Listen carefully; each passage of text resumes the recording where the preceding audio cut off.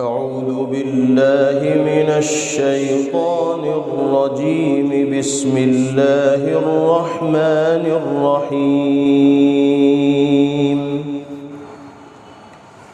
تبارك الذي جعل في السماء بروجا وجعل فيها سراجا وقمرا منيرا، وهو الذي جعل الليل والنهار خلفة لمن أراد أن يذكر أو أراد شكورا.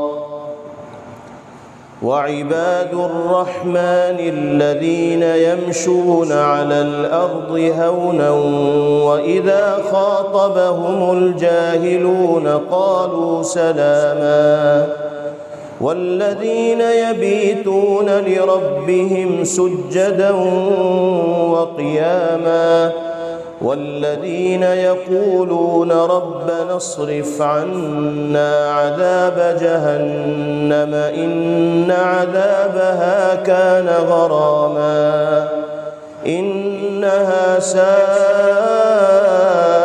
مستقرا ومقاما. والذين إذا أنفقوا لم يسرفوا ولم يقتروا وكان بين ذلك قواما. والذين لا يدعون مع الله إلها آخر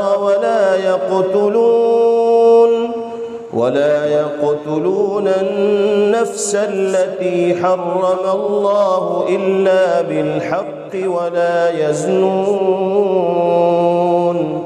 ومن يفعل ذلك يلقى أثاما يضاعف له العذاب يوم القيامة ويخلد فيه مهانا إلا من تاب وآمن وعمل عملا صالحا فأولئك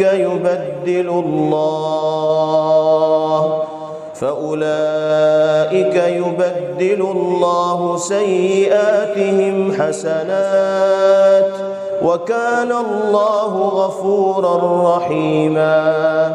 ومن تاب وعمل صالحا فإنه يتوب إلى الله متابا. والذين لا يشهدون الزور وإذا مروا باللغو مروا كراما. والذين إذا ذكروا بآيات ربهم لم يخروا عليها صما وعميانا. والذين يقولون ربنا هب لنا من أزواجنا وذرياتنا قرة أعين واجعلنا للمتقين إماما. أولئك يجزون الغرفة بما صبروا ويلقون فيها تحية وسلاما خالدين فيها حسنت مستقرا ومقاما. قل ما يعبأ بكم ربي لولا دعاؤكم